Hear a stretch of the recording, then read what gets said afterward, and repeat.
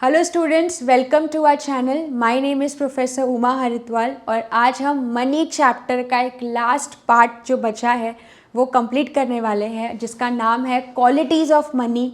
और लास्ट जो हम सीखेंगे वो होगा अपना कॉन्सेप्ट ऑफ ब्लैक मनी, कि ये ब्लैक मनी क्या होता है। बट उसके पहले एक लास्ट कॉन्सेप्ट है जिसको हम बोलते हैं क्वालिटीज़ ऑफ मनी। ये क्वालिटीज़ ऑफ मनी बहुत ही इम्पॉर्टेंट क्वेश्चन है, क्योंकि ये आपको एग्ज़ाम में अग्री एंड डिसअग्री में आ सकता है। मतलब आपको ऐसा क्वेश्चन बन के आ सकता है, there are many qualities of money. तो आपको पहले लिखना है अग्री कर रहे हो या डिसअग्री, उसके बाद आपको क्या देने हैं, आपको रीजंस देना है कि क्यों आप अग्री कर रहे हो या डिसअग्री कर रहे हो।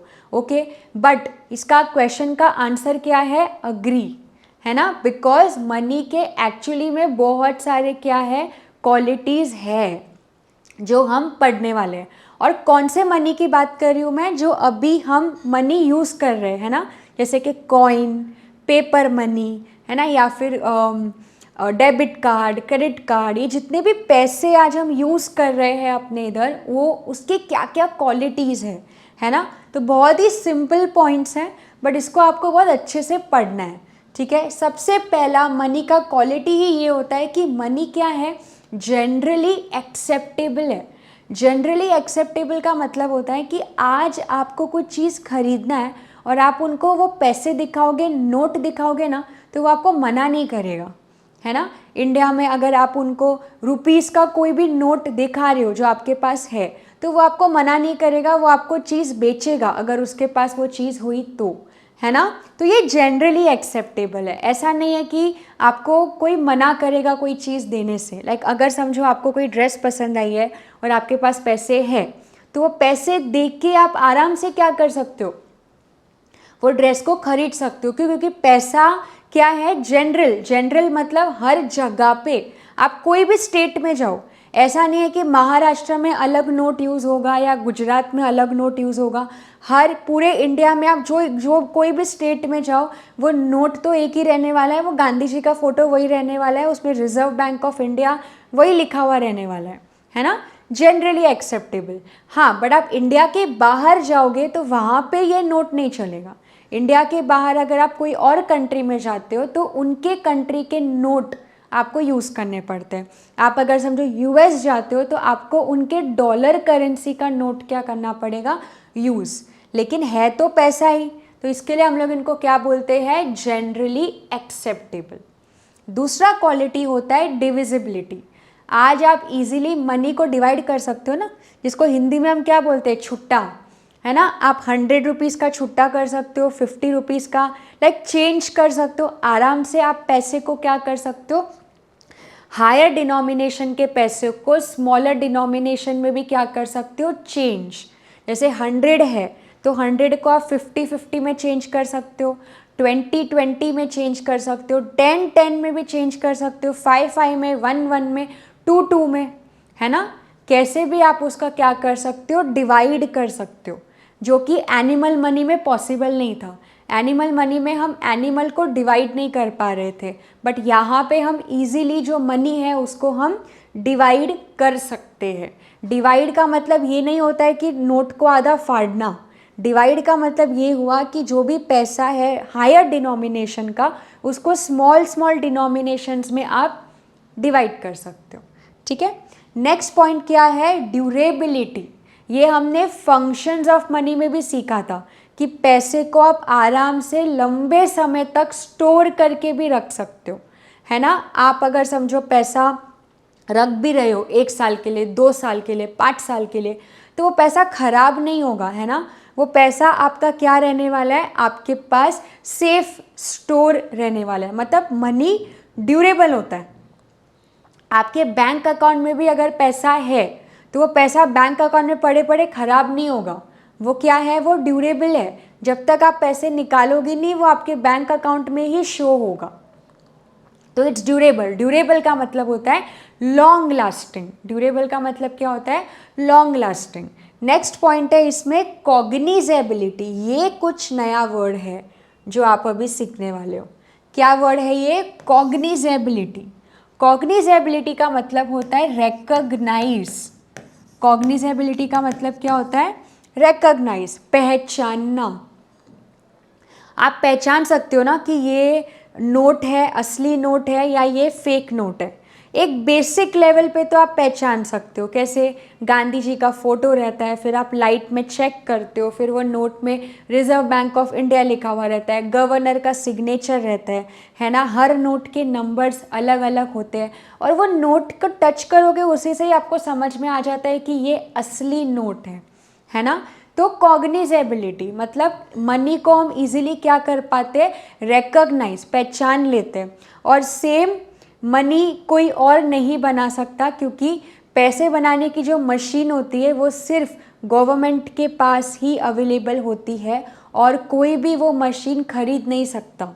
इसके लिए जो फेक फर्जी नोट जो बनाते हैं वो सिर्फ आपको सीरीज़ में या मूवीज़ में ही दिखाएंगे। रियलिटी में इट्स नॉट पॉसिबल। वो आराम से रिकॉग्नाइज हो जाता है कि ये रियल पैसा है या ये नकली पैसा है। ओके, नेक्स्ट पॉइंट है पोर्टेबिलिटी। पोर्टेबिलिटी का मतलब होता है एक जगह से दूसरी जगह पे इजीली पैसे को ट्रांसफ़र करना। आप इजीली अपने पैसे को एक प्लेस से दूसरे प्लेस पे क्या कर पाते हो? ट्रांसफ़र। यहाँ तक कि आपको अगर इंडिया से किसी और कंट्री में भी पैसे ट्रांसफ़र करने हैं, आप इजीली वो भी ट्रांसफ़र कर पाते हो। तो मनी में इतनी अच्छे अच्छे क्वालिटीज़ है। ओके, ठीक है। नेक्स्ट क्वालिटी होता है मनी का होमोजेनिटी। होमोजेनिटी का मतलब होता है आइडेंटिकल। होमोजेनिटी का मतलब क्या होता है? आइडेंटिकल। अब ये आइडेंटिकल क्या होता है? देखो, ये आइडेंटिकल का मतलब क्या होता है?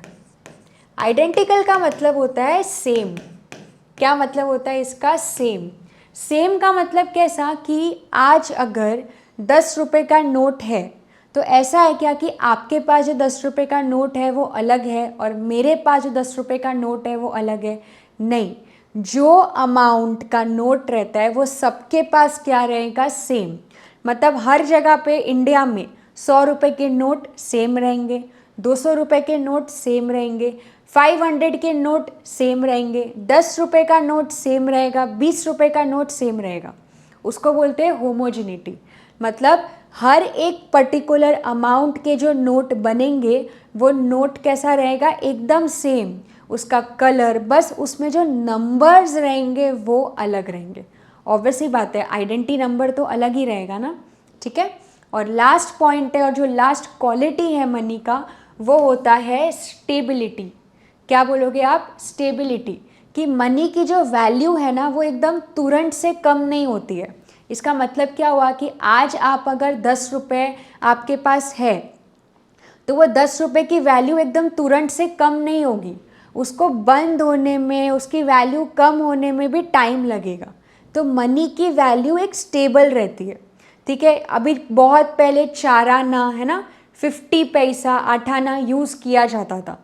अभी नहीं मिल रहा है वो, है ना, बट पहले मिलता था। मतलब वो बंद होने को ही कितना टाइम लग गया। पहले क्या होता था? 10 रुपये का नोट जो अभी भी मिल रहा है, 10 रुपये का नोट देखो अभी भी बंद नहीं हुआ है। तो स्टेबिलिटी है। बस नई नई चीज़ें आ गई है कि 10 रुपये का कॉइन बनने लग गया है, 20 रुपीज़ का कॉइन मिलने लग गया है। बट ये इसका मतलब ये नहीं है कि नोट बंद हो गए, नोट अभी भी मिल रहे हैं। तो एक स्टेबिलिटी है। ठीक है। तो ये हो गए हमारे क्वालिटीज़ ऑफ मनी। तो वापस से एक बार रिवाइज कर लेते हैं। तो क्या क्या क्वालिटीज़ हैं मनी के? जनरल एक्सेप्टेबिलिटी, दूसरा ड्यूरेबिलिटी, फिर जनरल एक्सेप्टेबिलिटी डी से 2 है, ड्यूरेबिलिटी, डिविजिबिलिटी, उसके बाद सी कॉग्निजेबिलिटी, उसके बाद पोर्टेबिलिटी। तो क्या क्या सीखा अभी तक हमने? जी, डी, सी, टी। और डी से आपको 2 चीज़ें याद रखनी है। और क्या है? एक है होमोजेनिटी और एक है अपना स्टेबिलिटी। ठीक है। तो ये आपके कुछ क्वालिटीज़ ऑफ मनी है। ठीक है। तो आप इसको ऐसे भी याद रख सकते हो, जीडीपी, CHS। ऐसे समझ लो कि जीडीपी नाम की एक बिल्डिंग है, कोऑपरेटिव हाउसिंग सोसाइटी टाइप। ठीक है। तो जी से जनरल एक्सेप्टेबिलिटी, डी से आपको दो चीज़ याद रखनी है, ड्यूरेबिलिटी, डिविजिबिलिटी, पी से पोर्टेबल, है ना, फिर सी से कॉग्निजेबिलिटी, रिकॉग्नाइज कर सकते हो, एच से होमोजिनिटी मतलब सेम, और लास्ट में क्या है एस, एस से क्या है स्टेबिलिटी।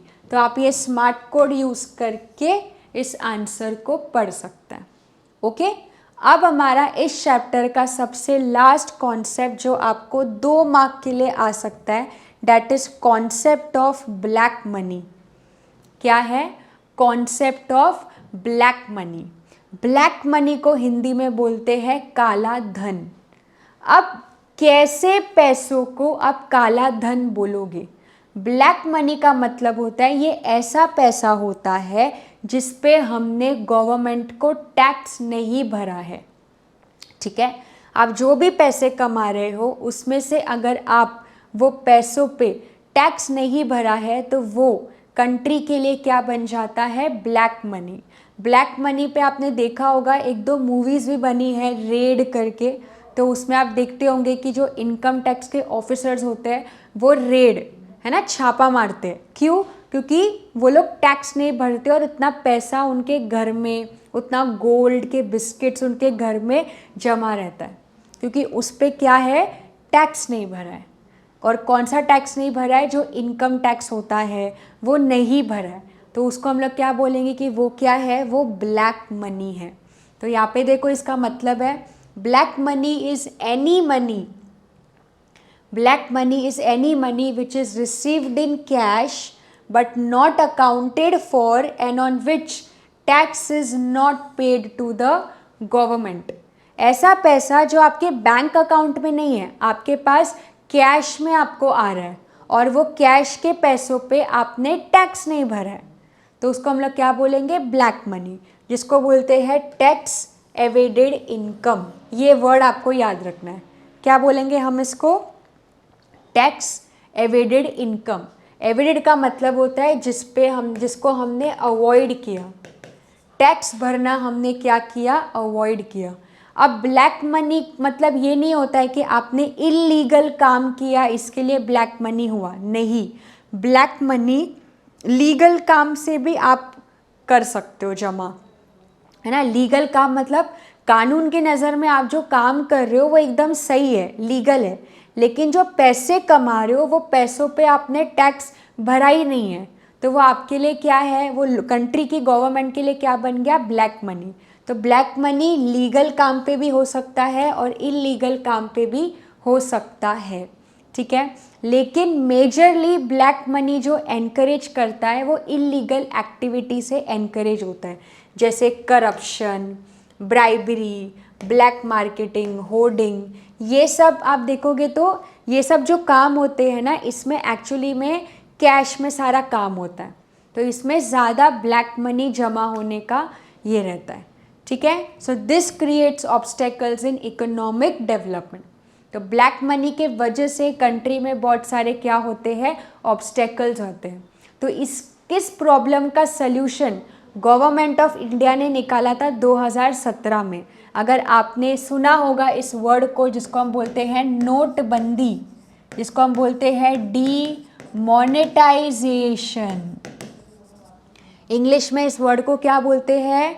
डीमोनेटाइजेशन, जिसका मतलब क्या होता है? नोटबंदी, जहाँ पे गवर्नमेंट ऑफ इंडिया ने एक बहुत बड़ा इनिशिएटिव लिया था और उन्होंने उस टाइम पे 2000 के नोट्स या कुछ अमाउंट के नोट्स को बंद कर दिया था।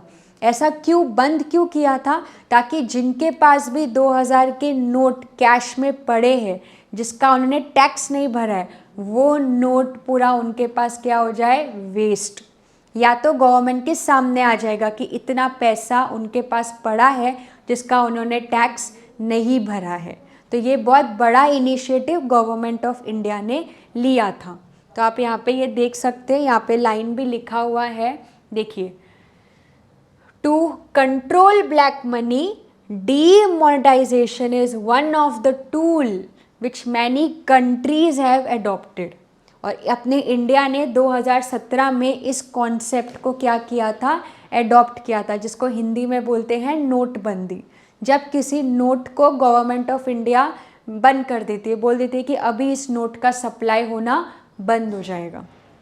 ठीक है, ओके। तो ये था हमारा पूरा कॉन्सेप्ट ऑफ मनी। ठीक है, थोड़ा सा अभी इसके ऑब्जेक्टिव्स देख लेते हैं तो आपका एक रिवीजन हो जाएगा। जैसे आप ये क्वेश्चन देख सकते हैं, कंप्लीट द कोरिलेशन। देखो अब ये कोरिलेशन कैसे सॉल्व करोगे? अगर प्राइमरी फंक्शन में आता है मीडियम ऑफ एक्सचेंज, तो ट्रांसफ़र ऑफ वैल्यू किसका फंक्शन है? ट्रांसफ़र ऑफ वैल्यू हमने पढ़ा था, ट्रांसफ़र ऑफ वैल्यू है सेकेंडरी फंक्शन। ये हमने लास्ट लेक्चर में सीखा था। ओके, फिर वापस से यहाँ पे fill in the blank type है, बेसिस ऑफ क्रेडिट, और सेकेंडरी फंक्शन है स्टैंडर्ड ऑफ डेफर्ड पेमेंट। तो बेसिस ऑफ क्रेडिट कौन सा फंक्शन है? ये है अपना कॉन्टिंजेंट फंक्शन। इसको आप क्या बोलोगे? कॉन्टिंजेंट फंक्शन बोलोगे। ठीक है, अब नेक्स्ट कमोडिटी मनी में आता है शेल्स और क्रेडिट कार्ड। कार्ड आ गया, मतलब ये कौन सा मनी है?